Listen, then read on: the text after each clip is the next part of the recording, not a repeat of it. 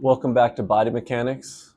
We've worked on basic mobility and range of motion for squat, for deadlift, for upper body, anything overhead or pushing and pulling.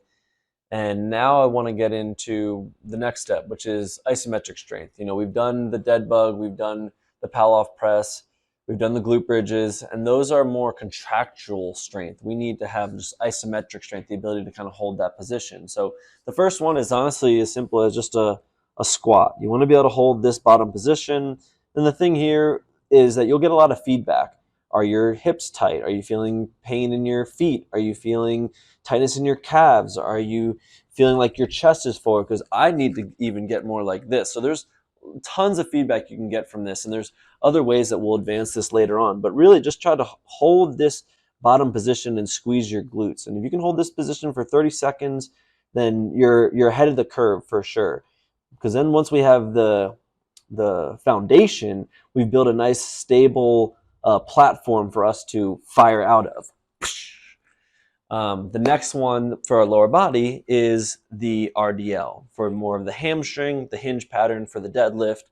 Notice how my hip isn't turning out. A lot of times we see people do this one here and their hip starts to turn out. It's because they're more externally engaged with their muscles outside their legs and outside their hamstrings.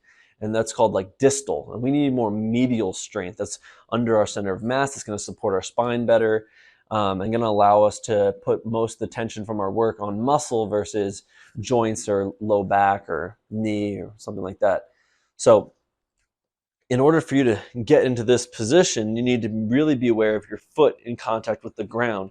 From there, it's hamstring, glute. And in order to keep your pelvic floor on, you got to keep this hip from rotating out. Again, like I'm trying to say here, that's the most common thing that I see with this position being wrong. And it's just going to add to poor movement patterns, which could then lead to imbalance or an injury later on. So it's probably going to be easier for you on your right side than your left. Usually people can't connect to that left oblique and really find that hamstring either on this side. But you want to try to own this position. Again, glutes and hamstring, 30-second hold on each side.